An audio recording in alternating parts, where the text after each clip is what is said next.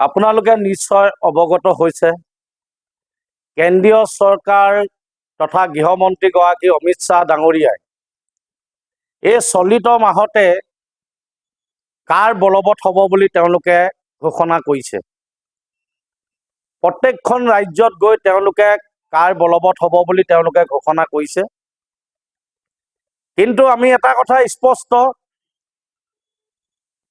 যে এই কলা আইনখন আমি কেতিয়াও মানি নলওঁ আৰু অসমবাসী ৰাইজে কেতিয়াও মানি নলয়, এইটো স্পষ্ট কথা। আৰু পূৰ্বতে যি হ'ল এই আইনখনৰ কাৰণে 5জনকৈ শ্বহীদ হ'বলগীয়া হৈছিল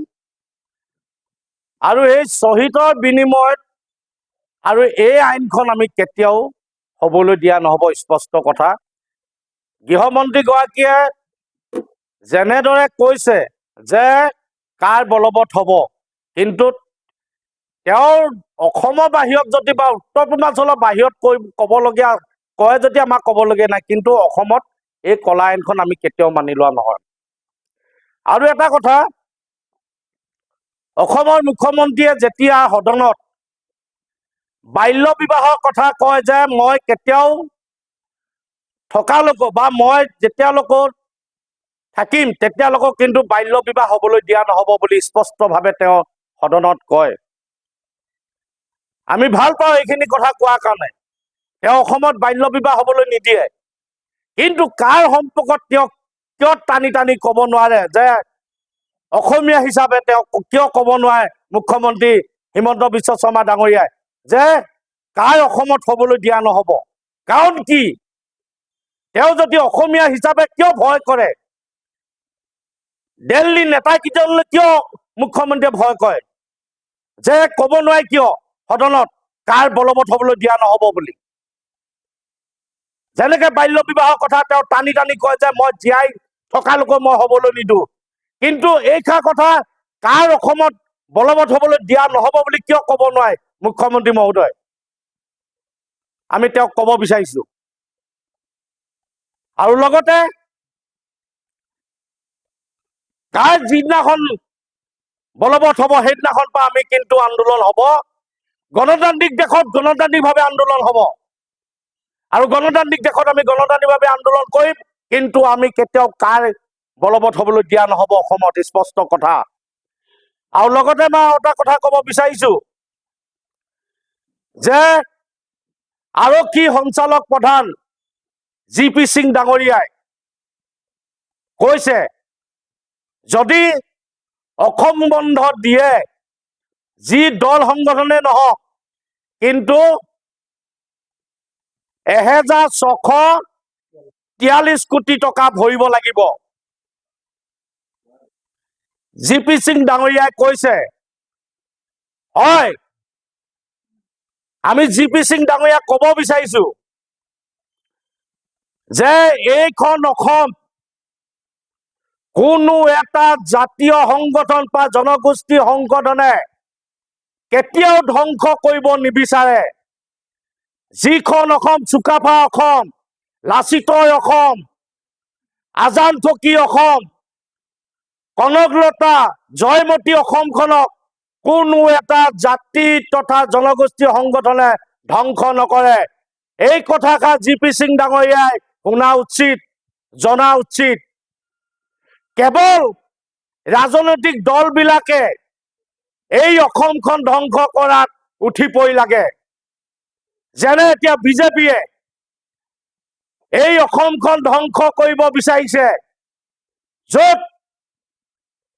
বিদেশী বুজা, য'ত অসমে বিদেশী বুজা কেতিয়াও নলয়। বাৰে বাৰে আন্দোলন কৰি আহিছো, বাৰে বাৰে অসমীয়া মানুহে আন্দোলন কৰি আহিছে যে অসমত বিদেশী বুজা কেতিয়াও লোৱা নহ'ব বুলি কৈছে, কিন্তু তাৰ পিছতো এই চৰকাৰখনে কিন্তু বিজেপিক আমাৰ বিদেশী বুজা দিবলৈ বিচাৰিছে। সেইকাৰণে মই GP সিং ডাঙৰীয়াক ক'ব বিচাৰিছো, যদি অসমত অসমীয়া জাতিক শেষ কৰা যদি কোনোবা পৰিকল্পনা কৰে, তেনেহ'লে কিন্তু আপুনি 16,643 কোটি টকা নেলাগে, 50 কোটি টকা দিলেও কিন্তু অসমত আমি বিদেশী বুজা দিয়া বিদেশী সোমাবলৈ দিয়া নহব স্পষ্ট কথা জিপি সিং ডাঙৰীয়া আপুনি যেহেতু আপুনি এতিয়া এই কথাষাৰ কৈছে পূৰ্বতে যিকেইজন আৰক্ষী সঞ্চালক প্ৰধান ডাঙৰীয়া আছিলে কিন্তু এইখিনি কথা কোৱা নাছিল আপুনি কিয় এই কথাষাৰ এতিয়া স্পষ্টভাৱে ক'বলৈ ধৰিলে কাৰণ আমি বুজি পোৱা নাই হয়তো আপুনি ৰাজনৈতিক হেঁচাত কিন্তু এইখিনি কথা ক'বলৈ আপুনি বাধ্য হৈছে আজি আমি সংবাদ মেল যোগেদি এই কথাখিনি স্পষ্টভাৱে কৈ দিছো যদি অসমীয়া জাতিক শেষ কৰিব বিচাৰে নালাগে আপোনালোকৰ 16 কোটি 50 কোটি টকা আপোনালোকে ভৰালেও কিন্তু জাতিটোৰ কাৰণে আমি মাত মাতিম আৰু মই অকলশৰীয়া ঘৰখনত হলেও জাতিটোৰ কাৰণে মই তেজ দিবলৈ বা মৃত্যু হবলৈ সাজু আছো স্পষ্ট কথা জিপি সিং ডাঙৰীয়া মই আপোনাক আমি এই সংবাদ মেলৰ যোগেদি আপোনাৰ অৱগত কৰিলো চাওক আমি দেখিবলৈ পাইছো বৰ্তমানৰ কেন্দ্ৰীয় চৰকাৰে যি অতি দম্ভালিৰে কা আন্দোলনৰ পঞ্চ শ্বহীদৰ আত্মবলিদান আৰু অসমৰ লাখ লাখ জনতাৰ গণতান্ত্ৰিক আন্দোলনক ভেঙুচালি কৰি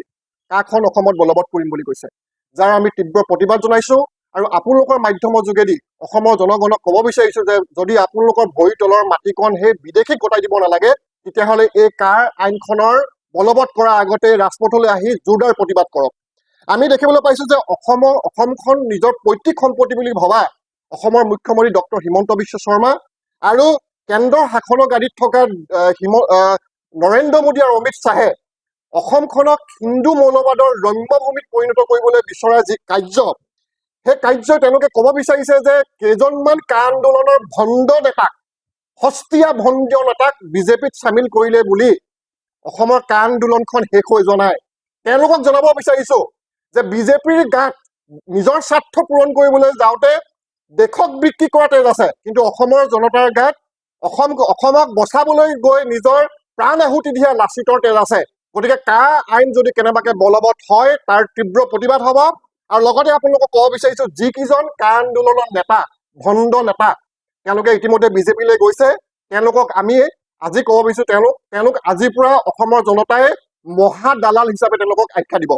আৰু এইখিনিতে ক'ব বিচাৰিছো যদি কেনেবাকে কাখন বলবৎ হয় তেতিয়াহ'লে অসমৰ জনতাক আমি আহ্বান জনাইছো ৰাজপথলৈ কেৱল প্ৰতিবাদ নহয় এই বিজেপি কৰ্মীবিলাক আৰু এই মহা দালালবিলাকক সামাজিকভাৱে বৰ্জন কৰিবলৈ আমি আপোনালোকৰ মাধ্যমে যোগেদি আহ্বান জনাইছো নিউজ 12 অসম নৰ্থ ইষ্ট